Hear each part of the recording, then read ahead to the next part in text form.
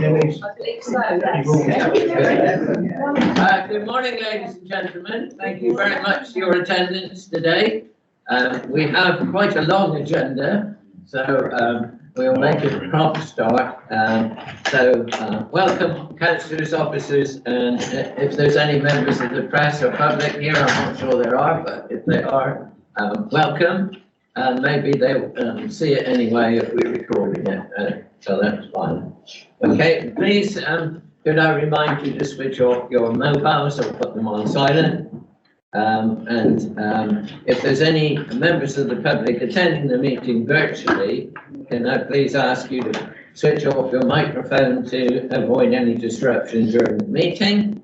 I'm not sure whether there is or not, but I've not mentioned it. The meeting is being recorded and will be available in due course on the council's YouTube channel. Wonderful. Can those, Nina, for example, can you hear us on that? Yes, I can, David. It's perfect. Thank you. Okay, that's fine. Thank you very much. And can I please remind you to members to refer to our surnames rather than Christian names because it's a formal meeting. So, having got the little bit there out of the way, let's go straight on to the agenda. First of all then, apologies for absence, please. Yes, Chair, I've received apologies for absence from Councillor Knight. Okay, thank you. Number 2, to approve as correct record the minutes of the meeting held on the 9th of January 2023. Any points anybody wants to raise, or are you happy to move approval? Moving approval, Councillor Yabsley and Councillor Lofthouse. Okay. All those in favour, please show. Thank you very much. That's unanimous. Thank you. Items 3, and I haven't got anything extra to bring forward as a matter of urgency this morning. So we'll go straight on to declarations of interest. Is anybody got any? Can I raise a declaration of interest, personal interest in item 7 and in item 10, please? Yes, thank you. So 7 and 10. Thank you. Okay, Councillor Lane. Thank you very much. Item 7. Thank you. Thank you, 7. Okay, Councillor Lofthouse. Yeah, item 7 as well. Okay. Chair. Can you just clarify the nature of their interest, please? Yeah, personal, I'll take it. Personal It's to do with the Bridge Trust, so properties. To do with being a trustee of the Bridge Trust, and we've got empty properties. Nothing had to do with pricing. Yeah. Chair, remember, I've got a property that I own that's not occupied, Okay. but it's temporary. But So, taking advice then from, you're to leave, didn't we? Yeah, so this is about the especially discounts and the income tax. Members of it. Yeah, so I mean, I think yeah, that's probably, I mean, yeah, would amount to something where, you know, because it doesn't impact you in particular any more than anybody else in a similar situation. You probably can. That's put that probably can't constitute a non-registrable interest, and you on that balance your judgment probably wouldn't be clouded just because you're not necessarily more impacted than anyone else in a similar situation, but it is still worth declaring the interest. That's my view. Thank you. Yeah, I'm a property owner, and also I do deal with road control. Because I think I have dealt with road control with Okay, thank you. So we paid that last time, which John mentioned. Yes. okay, Chairman, so also was on property. yeah, I own a property other than the one I live in, and it's rented. Personal interest. Okay, Yeah, I don't even think it's that. you can record me as well for the same reason. Okay. You know, all of us. Generally, people declare properties we allow it or rented out. Yeah. The reason I did it, Joe, is that at the moment it's empty at the moment. Yeah. And that's why I think the issue that's here. Yeah, I think that in particular is worthy of declaring, but as property owners, I don't think you need to declare your own properties. Okay. Yeah, the report is around premiums on empty properties, Yes, obviously yeah. once they've been held over a certain time, which is general renting out is absolutely fine, there's no premium on council tax for those. Okay. All right. Are we all clear? Yes. Can I just ask for some clarity? Was Jeremy at the last meeting? No, I wasn't. If that was the case, for clarity, if Jeremy wasn't at the last meeting, would it be right for him to propose that it's minutes to approve?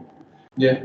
Yeah, Even if you're not there? yeah. Just what I'm here today. Nobody Nobody else put their hand up.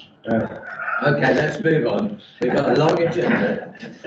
Item 5 to agree Part A, Part B. We haven't got any Part B, so go straight on to number 6, temporary accommodation and homelessness update. We've got both Jeremy and Sarah here this morning, so over to you, please. Thank you, Chair. So the purpose of this paper is twofold. The first important point is for us to highlight the demand that's impacting on the service and the performance of Sarah's team in managing the demand that's presented so far this year. And the second very important element of this paper is to give you the opportunity to build further resilience into this service by considering an expansion of the portfolio of properties we own for temporary accommodation.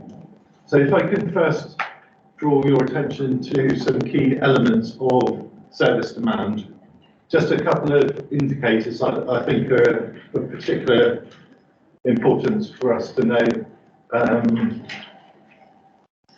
So I'm not going to go through the tables in detail, but we're in a situation where the homelessness service has received nearly 1,500 requests for service, and we're not, the year has got a few weeks to go. That is a colossal amount of service demand. What that service demand figure doesn't indicate is the increasing complexity of people's issues as they're presenting to us. So the number is relatively stable to last year. The complexity of the issues that people are presenting to us has significantly increased. What is really pleasing to note, and it is an amazingly challenging housing market to undertake homelessness prevention activity, Sarah's team have undertaken what I would consider a remarkable number of successful homelessness prevention outcomes. 225 at the prevention stage and 120 people supported during the relief stage. That is a very significant amount of activity, successful activity, keeping people in their homes, finding alternative accommodation, staying in a very challenging marketplace. Notwithstanding that, and it's right for us to highlight, that there have been 360 situations where the councils had to provide temporary accommodation. Without that successful homelessness prevention activity, that figure would be significantly bigger. So it is, I think, right for us to acknowledge the success of our prevention activity, the demand on the service. The other thing that I think is really interesting to note when we look at table 2 and the reasons why people are presenting to us. So historically, people would present to us in a situation where a landlord had given the tenant a notice to quit. That would be the most common cause of potential homelessness. We see now that isn't the case, and the reasons why, or the most prevalent reason why people are approaching the council is because the family, the household, is unable to accommodate them. And I think that is indicative of household formation within existing households that happens at a time of housing crisis. And then at a time of cost of living crisis, that relationship not being able to be sustained. So that is a very, that is a change, but that is indicative, I think, of what we would understand to be happening in our community. Household formation within household formation, housing crisis, cost of living crisis, that relationship then becomes more challenging. It breaks down people percent-wise. Really big numbers. So when we look at our service moving forward, we recognise that there are two very significant threats on our ability to perform our work moving forward. And these arise because of the potential demand of refugees approaching us from a whole variety of the existing resettlement schemes. And also there is a level of uncertainty regarding our ability to renew lease agreements with private sector landlords where we are leasing accommodation, temporary accommodation. So this paper seeks to highlight what I think is very commendable work in a challenging marketplace, but also to give you opportunity to build resilience into the service moving forward by allowing us to extend the portfolio of properties that we own by selling to 8 units through borrowing a sum of money of £2 million. We have experience of operating a portfolio of properties already. That is the most economically advantageous model of us providing temporary accommodation by some margin. So the recommendations are to note the performance and then to make a recommendation to borrow the additional monies and to give them authorisation to officers to purchase properties in the marketplace when they see the appropriate properties becoming available. Thank you for your report. Yes, indeed, it is very challenging at the moment.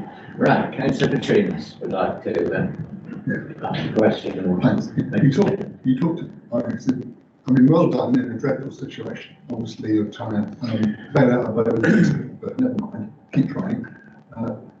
You talked about some risks for the future, but one of them you didn't, and about a quarter of the current cases, as you talked about, the biggest cause is effectively affordability and the ability of people to be able to pay for their elections and friends to live with them. And we're heading for another 40% rise in energy prices imminently. The Chancellor is giving all sorts of indications he's not going to do anything about. How do you see that making the situation worse? Because it's certainly not going to make it any better. I think you're right to highlight that as a significant threat, further threat to our ability to perform at the level that we are performing. The council has a variety of schemes in place to support people financially, and it's incumbent upon us to maximise the available support that we can deliver. Whether that will be sufficiently adequate, I'm not sure. I think it is a huge concern. Chair, I just wanted to ask, I'm surprised that the notice to quit figure is not higher. Yeah.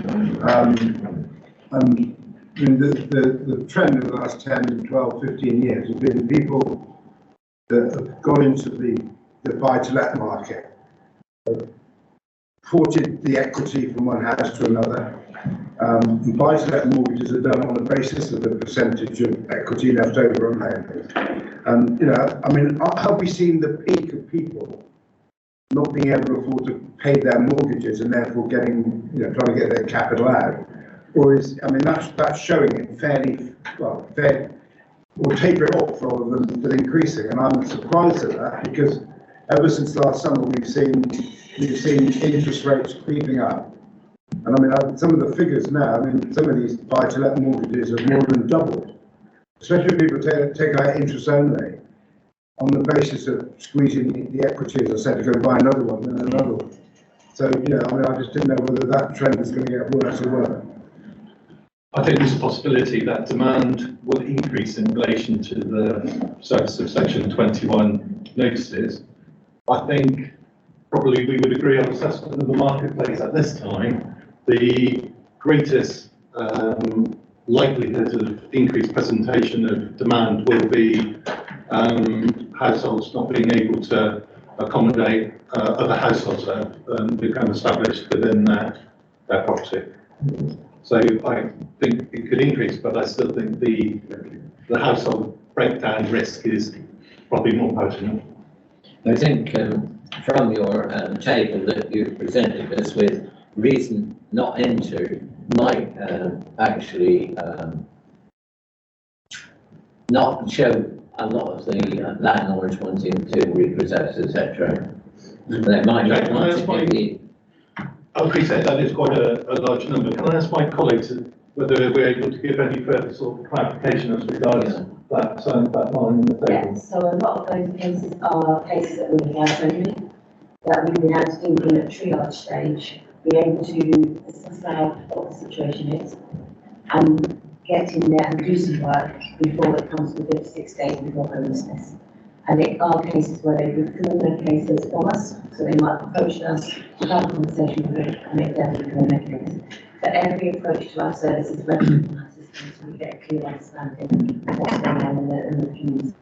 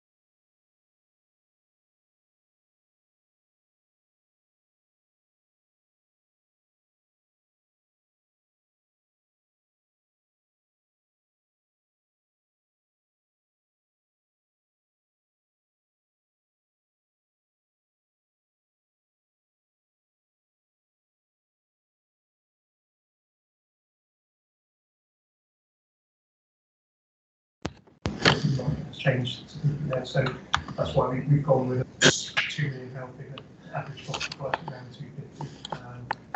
But obviously, some 2 beds, could be some 3 beds, so we're looking at up to 8 units of accommodation. So it should be a mix of variety of property. Also, the benefit of purchasing properties that are more modern, and we think there is greater efficiency in the long term of having a more modern portfolio rather than maybe having recourse to purchasing older properties that might have a maintenance liability down the road. So again, that's one of the reasons why our unit cost is maybe higher than what we would have said it.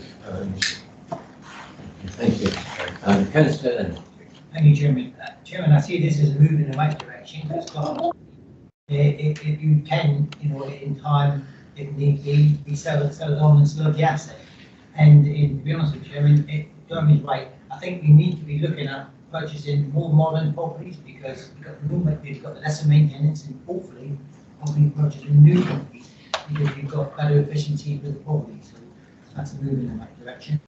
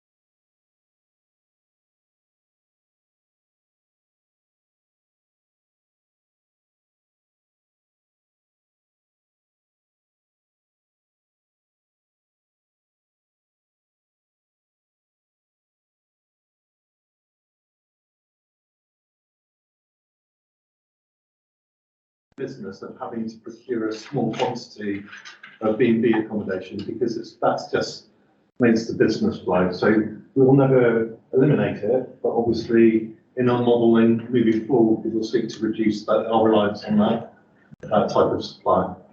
Thank you.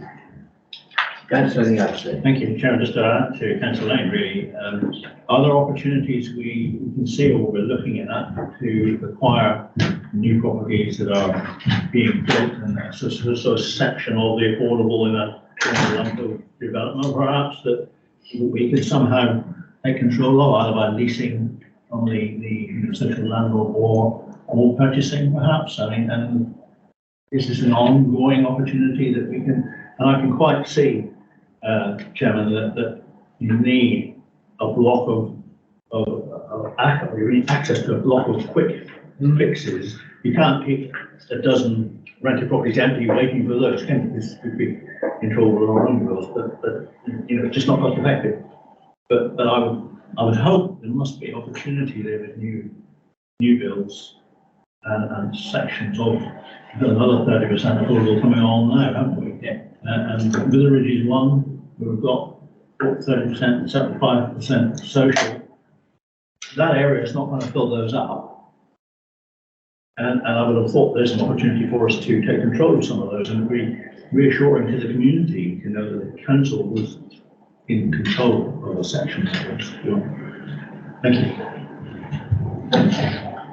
Did you want to respond to that? It is really difficult. I think inherently we are loath to reduce the supply of new affordable housing because we need to provide opportunity for people to move from our temporary accommodation into settled accommodation.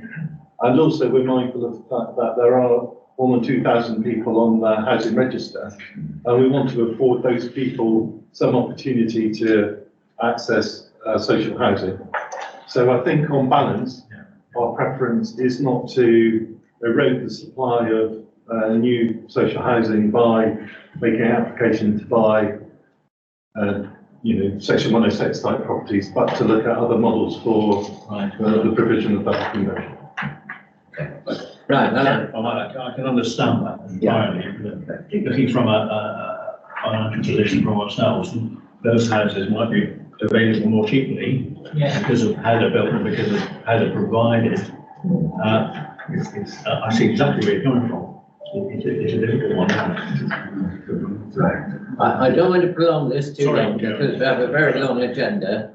I've actually moved 2.1. Have we got a seconder? Yeah, Councillor Pearson. All those in favour? That's unanimous. Thank you very much. Thank you very much, Jeremy and Sarah. Right, moving on then to item 7, council tax discounts and premiums. Pages 23 to 32, the Director of Resources has given the report to us. Sorry, Chair, can I just quickly took the, sorry, I've just been reflecting on my earlier advice. I think actually on reflecting, Councillor Prowse, it is probably wise. So I think it is right that this is still a non-registrable interest, but I think that you'll find us to stay for the report and talk to the member of the public. But I think as an owner of a empty property, it is, your initial instinct was right. That it is probably worth you leaving for the actual deliberation and vote. That's properties, but you're fine to speak to a member of the public and hear the report beforehand, if you like. But sorry. You want to go? I think I feel more comfortable. Okay. Fine. Apologies for the. Sorry, would that also apply in my position, because I'm the chair of the property committee for the Bridge Trust, and we have empty properties, which this will apply to. Okay, so that would be an other registrable interest, I would thought,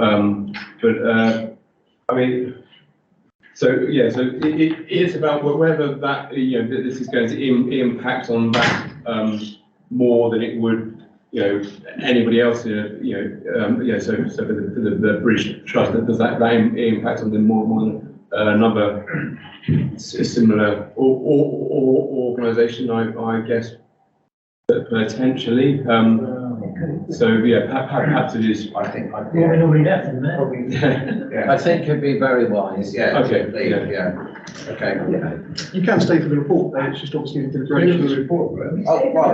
Okay. If you want to. Yeah, but it's the same thing. So for another registrable interest, you can sit for the report and speak to the member of the party. Okay. The deliberation of the vote. All right. So sorry for any confusion. Can you listen to the report and then stay and abstain? No. The idea being that you may influence. Others who vote may feel that you're influencing their view. Yeah, I mean that's something which is just your presence might be enough to impact. I mean that's the principle. I don't believe that one.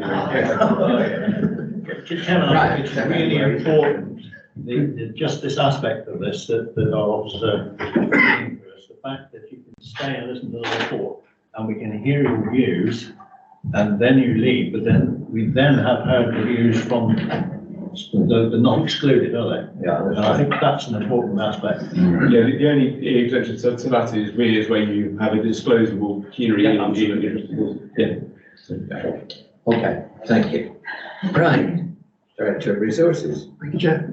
So members, this is your annual council tax discounts and premiums report that you receive this time of year in advance of the new financial year.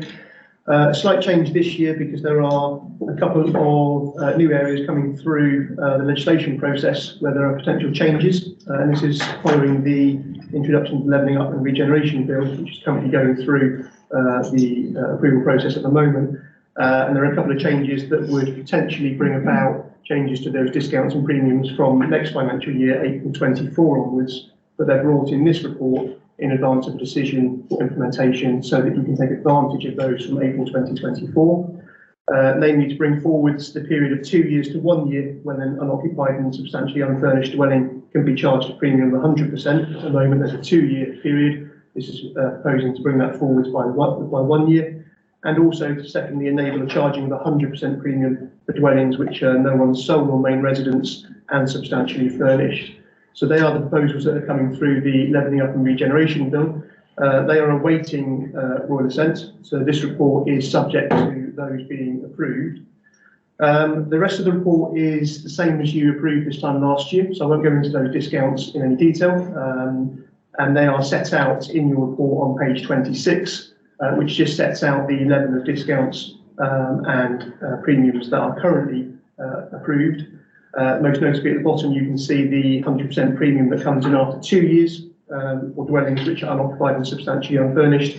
That increases after 5 years to 200% premium and a 300% premium after 10 years.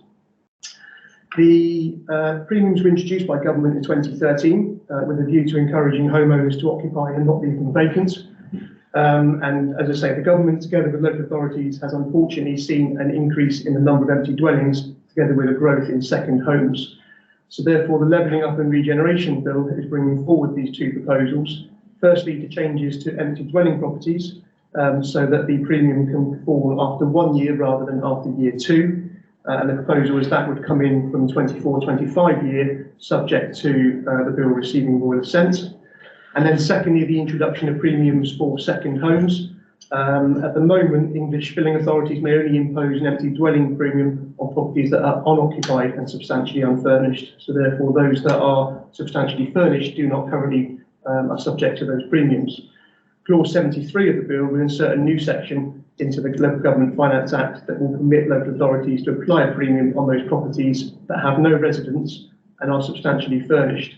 The maximum that we can charge in that case would be the standard 100%, plus if the Levelling Up bill does receive royal assent, a premium of a further 100%, therefore a council tax charge of a total of 200%. In terms of the numbers that would affect for this authority, there are a couple of tables set out in your report on pages 29 and page 30. On page 29, that just sets out the current numbers of properties that currently fall into the premiums for the unoccupied properties. So we have 77 that get a premium of 100%, 19 that get a premium of 200%, and 15 that get a premium of 300%. So the proposal would be that those obviously that are unoccupied after 1 year would then fall into that category. Obviously our drive is to try and have no properties unoccupied and get that number down, but obviously if they do fall into those categories, then that would become payable after year 1. And then over the page on page 30, you can see that we have over 1,800 properties that fall into the category of being unoccupied but substantially furnished. And therefore, if the Levelling Up Bill and Regeneration Bill was approved, they would then receive the 200% council tax, i.e. the 100% premium. In terms of the financial considerations behind the report, if those proposals do come forwards from April 24, then that would bring about an additional total council tax income of £4.2 million, of which this council receives 10% share of the council tax bill, the remainder going to the major pre-sectors. So therefore, this authority would receive a 10% share of around £420,000 additional council tax income, which would then fall into the budget within 24-25. So, Chair, the recommendations in your report are set out on page 224 in section 2.1. The first recommendation is that the 23-24 year, the existing discretionary discounts and premiums remain as they are currently, and that the 24-25, the discount level for Class C and Class D remain as they are for present. And then subject to the Levelling Up and Regeneration Bill coming forwards, recommendations 2C and 2D then adopt the two new proposals in terms of the empty property premium and the premium at 100% for properties that are unoccupied and substantially furnished. Happy to take any questions, Jeff. Just waiting a second. Question from Councillor Yapsley, please. Thank you, Chairman. And it's a side-along issue, really. We are, I believe, doing quite a bit of work on trying to bring these properties back, or some of these properties back into service. And it would be interesting for us members, I think, to have some sort of report on that alongside this report, just to see if that effort that we're putting in and resource is actually bringing fruitful response. Because I am aware there are other enforcement areas in the council that could use that resource should this not be working for us. So it would be interesting to know if it's working for us. Thank you. Briefly, I'm sure we can let you know that it's been very successful as far as I'm concerned, but did We you can want- ask the team to bring a report back. So obviously, this is based on the current numbers that we've got. As you say, there's been a significant amount of work going on behind the scenes. Yeah. So for the users to receive an update report, and also then the impact that work's having then on these numbers. Thank you. And at the last committee, we brought forward a suggested performance report, which will be coming to you on a quarterly basis, and that will be reporting on the success of initiatives such as the empty homes one. Just reinforcing that, I think, we're full council for that. Councillor Petrinus, please. Great, about time. No, I don't mean that, I mean, Yes. Is there a plan for some sort of communication plan for the increase in council tax for second homes to try and dissuade people from having them in advance? And whether there is or not, I'd like to move it anyway, recommendations. All right, thank you. Yeah, as you say, subject to today's report being approved, obviously it is subject to Roy sent. Quite rightly, that message in terms of the impact that has on those second homes. Obviously, our ultimate drive would be to have minimal second homes, that those homes are then comfortable and used for the local community. Obviously, subject to the additional revenue coming in, there'll be a decision for members as to what they want to do with that additional revenue coming in as part of setting the budget for 24-25 moving forward. So I think there is a message there for communicating out following today's report. So we'll work with the comms team and do that, Chair. Councillor Pearson, please. Thank you. Just say thanks for the report. I think it's well overdue. Really, and people have been clamouring for a while to do something, and it's quite frustrating. The wheels turn so slowly. But it's good to see, and it's good to see that we are doing something on both sides. Right? One to encourage them not to have the second home, and the other that perhaps that then feeds into us having more properties. And Chair, just on that, you will receive a report at your next committee in relation to the Community Housing Fund. So yes, obviously that is then what the council are trying to do to bring about the introduction to more affordable homes. And that could be a very positive thing. Yes. And I'll second it. Okay. Thank you.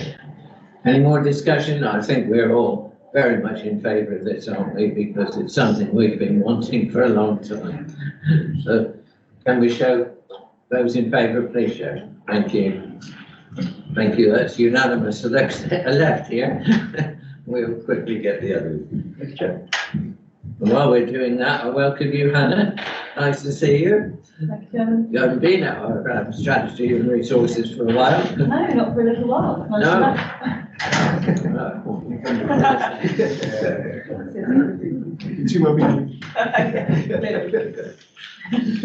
So anyway, we're going to look at the North Devon CCTV hub charges. It's on pages 33 to 38, and report by Hannah Harrington, please. Thank you very much. Over to you. Thank you, Chairman. So yeah, this is just a very brief report really for you, just twofold really. Firstly, just for you to note the progress that's been made on the implementation of the CCTV hub, and also just to approve the charges going forward for next year. That will allow us to go out and actually sell the service of the monitoring, which was the purpose of implementing the hub in the first place.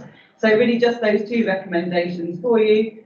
The charges are set out in 4.15 and also in the appendix, which sets out the monitoring service that we are looking to propose and offer to other town councils within the two districts.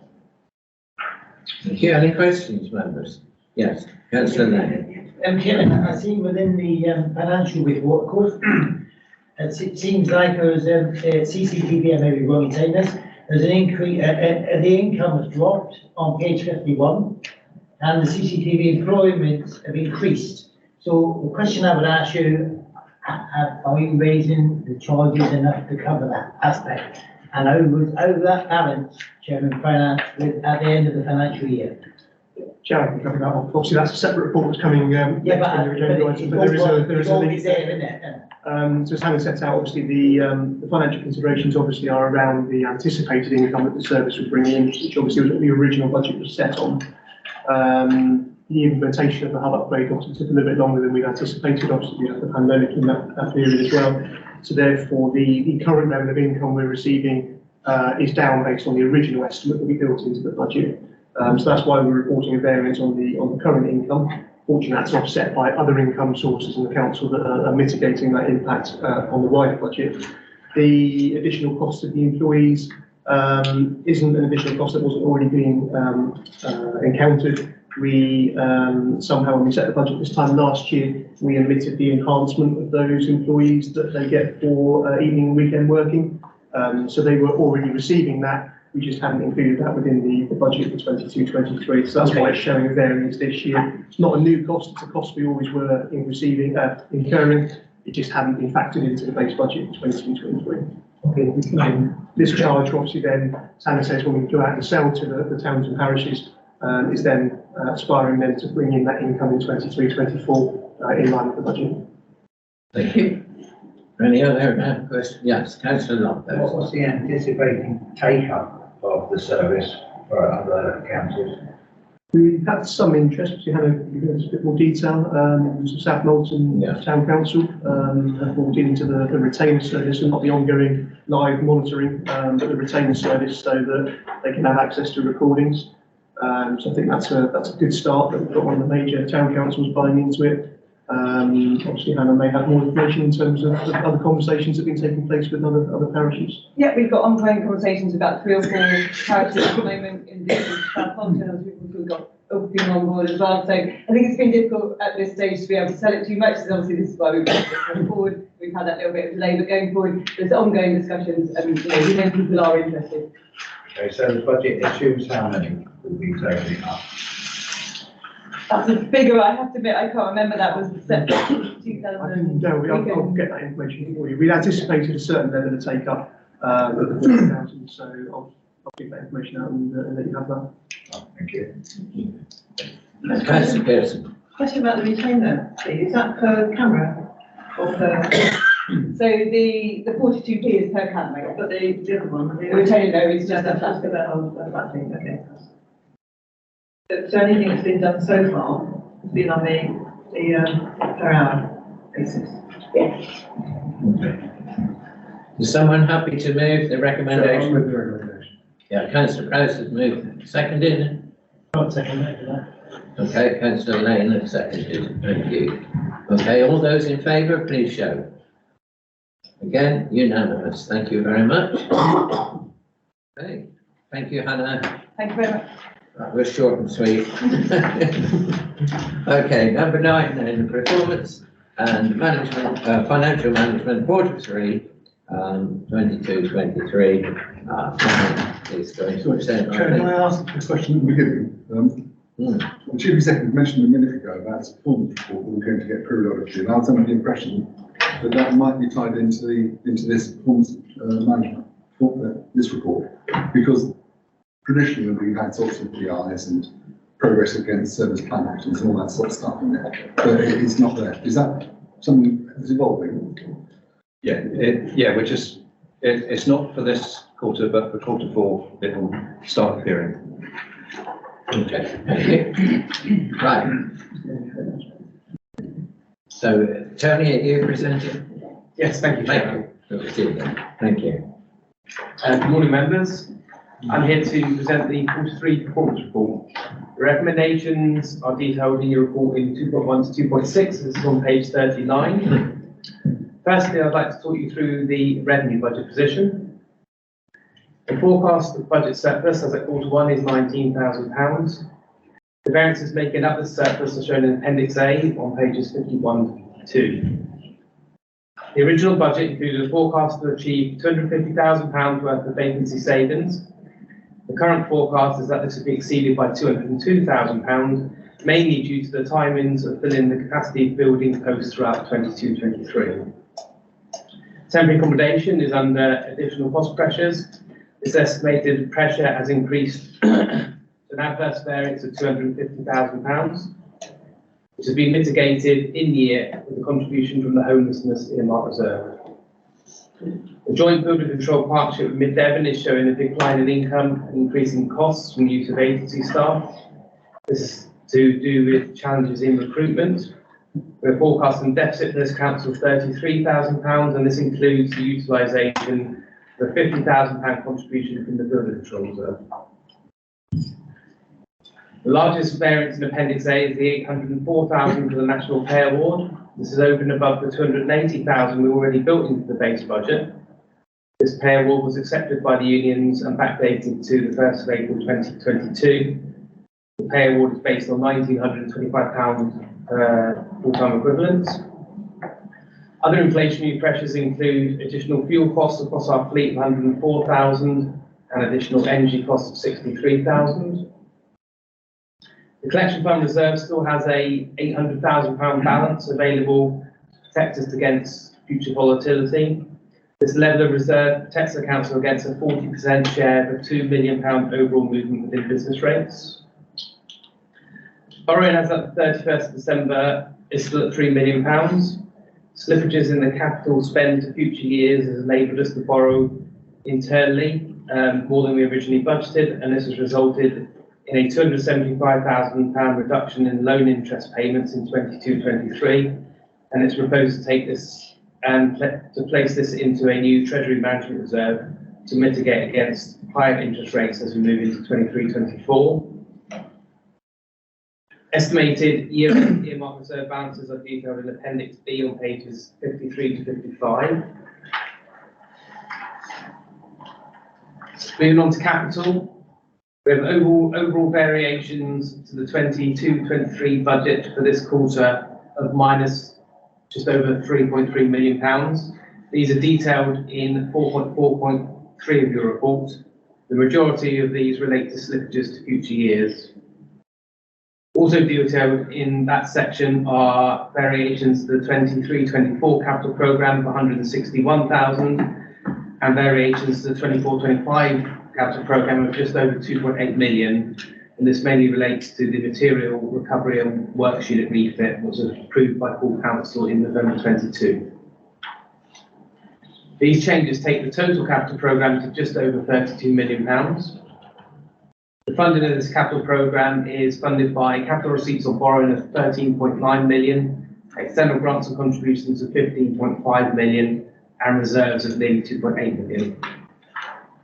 The revised capital programme, including all these changes, can be found in Appendix D on pages 59 to 62. Treasury management, debt management and general debtors are detailed in sections 4.5 to 4.7. I would like to draw members' attention to an error found in the table of 4.6.5. This is the 21-22 43 comparable figures were incorrect, both council tax and business rates. So I just wanted to just run through those so you've got the correct figures. So the figures should read for 21-22 for council tax. So aging years 1 to 2 should be 1,421,000. Ages years 2 to 3, 935,000. 3 to 4 is 567,000. 4 to 5, 371,000. 5 to 6, 219,000. Over 6 years, 156,000. That gives a total of 3,669,000 compared to the 2022 figure, 22-23 figure of 4,112,000. Then also, sorry, Chairman, I'm lost. I'm sorry, Tony. Yeah. You said table in 4.6.5. Yeah. And the 1 to 2 figure I've got for 2021 is 1,800, and you're talking millions. Am I just looking at the wrong piece of paper? Wrong bit. It's millions. So in the table at the top, it's got